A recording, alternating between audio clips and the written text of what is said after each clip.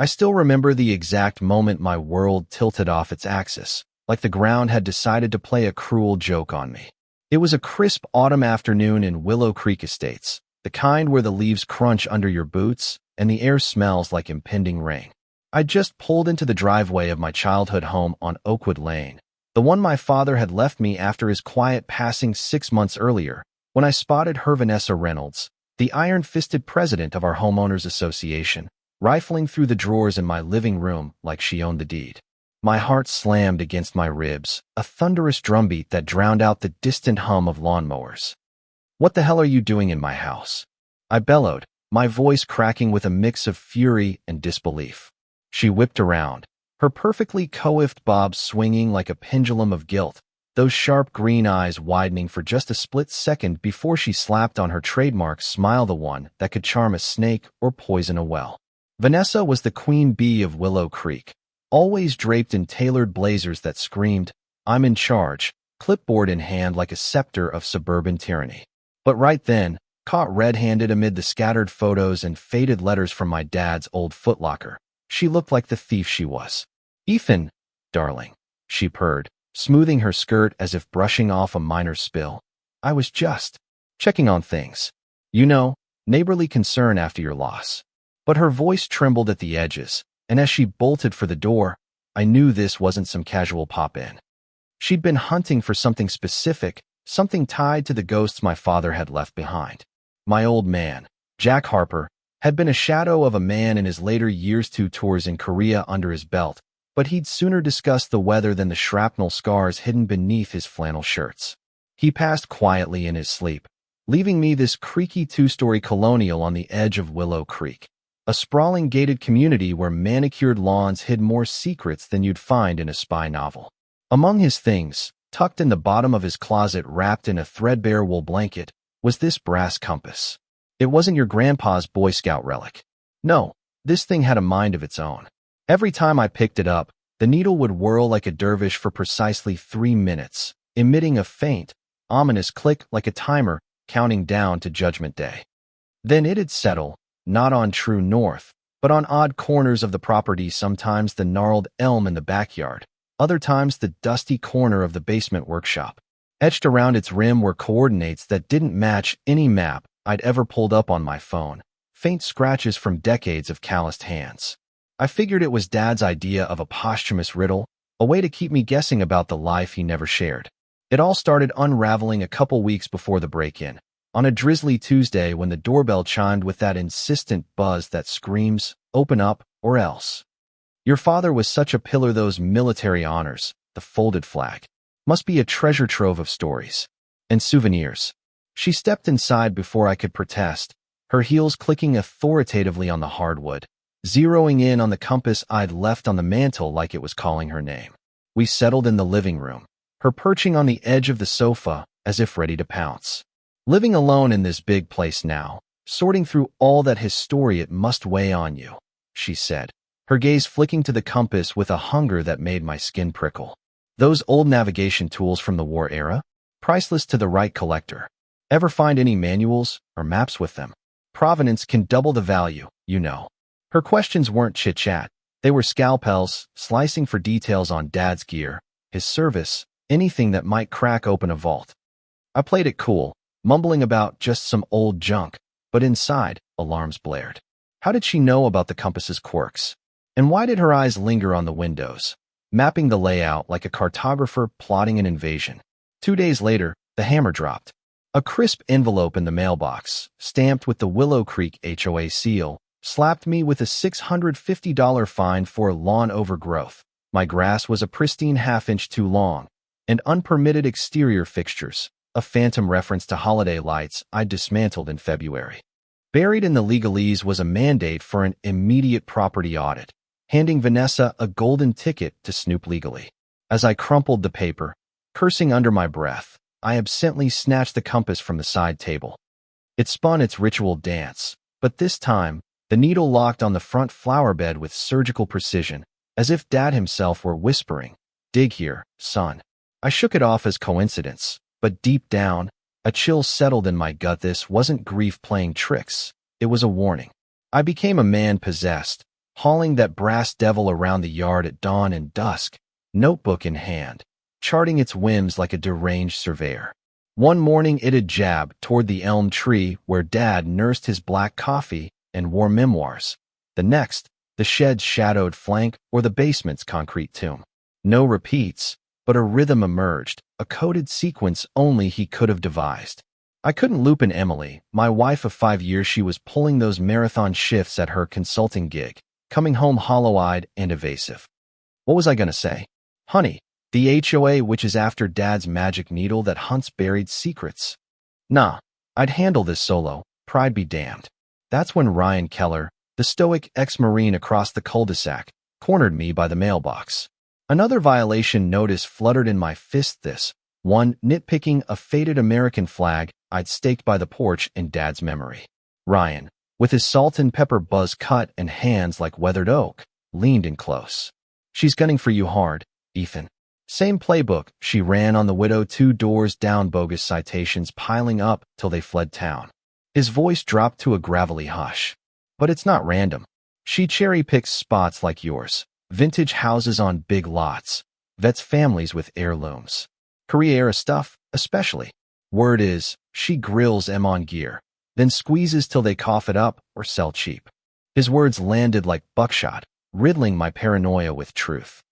Military collections? I pressed, throat tight. Ryan nodded grimly. Every damn one. She knows details no civvy should, like where they stash field journals or NAV tools. It's like she's got a dossier. That night, sleepless and stewing, the compass tugged me back to Dad's room. It hovered over a floorboard by the dresser, innocuous until I pried it loose. Beneath, oiled canvas concealed a leather journal, its pages a frantic mosaic of Dad's script. Entries from months before his heart gave out chronicled Vanessa's shadow dance. She's casing the perimeter at dusk, noting locks and blinds. Tactical recon, not busybody BS. One chilled me to the marrow. Vanessa cornered me on navigation aids. How'd she know? She's tapped into records, maybe. Ethan, the compass and key unlock it all. God help you if she gets there first. The journal cracked me open, exposing Dad's terror, the man who'd stared down bunkers in Korea, reduced to scribbling pleas like a hunted fox. Vanessa's wellness checks ramped up then, her knocks a daily dirge. She'd materialize at noon, eyes raking the rooms through the screen door. Just ensuring you're coping, dear grief twists folks. But she'd catalog my routines, probe Emily's late nights, even waylay the UPS guy for intel. Saw your truck idling, everything shipshape inside. It was a velvet noose, her concern a smokescreen for reconnaissance. Enter Eleanor Hayes, the silver-haired sentinel who'd anchored Oakwood Lane since the 70s. Her husband, Henry, a fellow Korea survivor, had shuffled off a year back.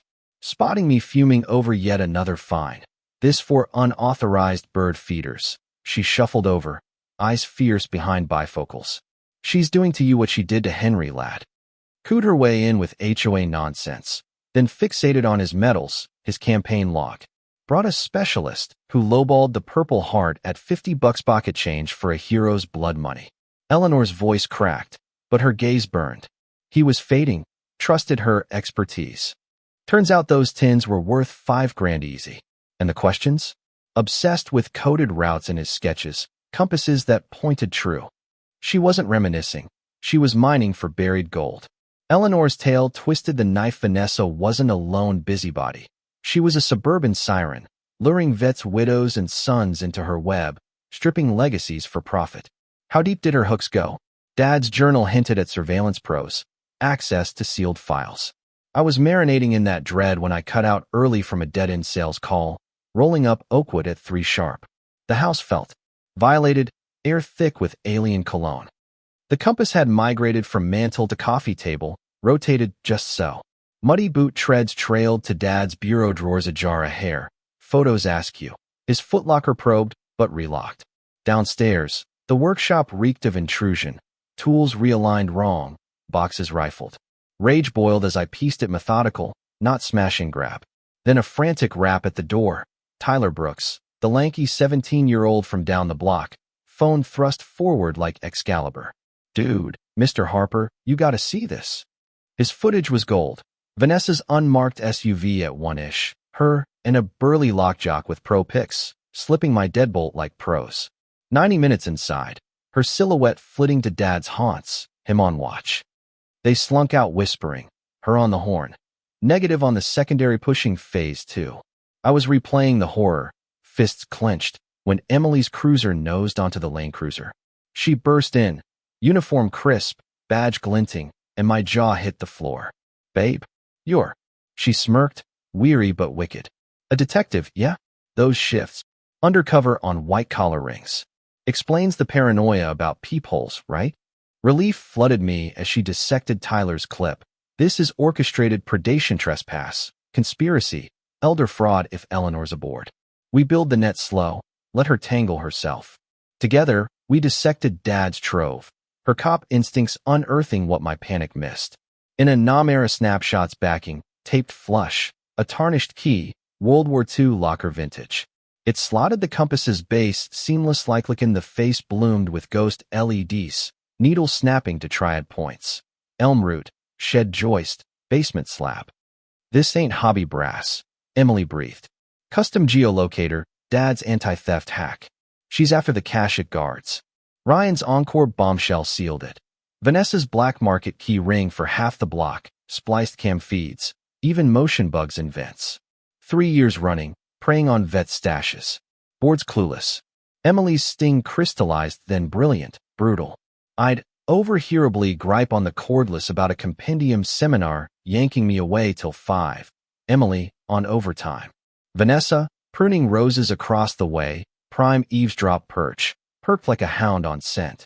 Next dawn, I staged the lure, voice booming. Yeah, locked in all-day house'll be dead empty. Her wave was syrupy, eyes feral. Emily vanished to surveil from a shadow van, wired for sound, swatch shadows orbiting. At 2:17, Vanessa's convoy hit. Her, the picker, a surveyor in khakis, van-badged Creekview compliance. They ghosted in, her beelining for bait key and frame, compass primed.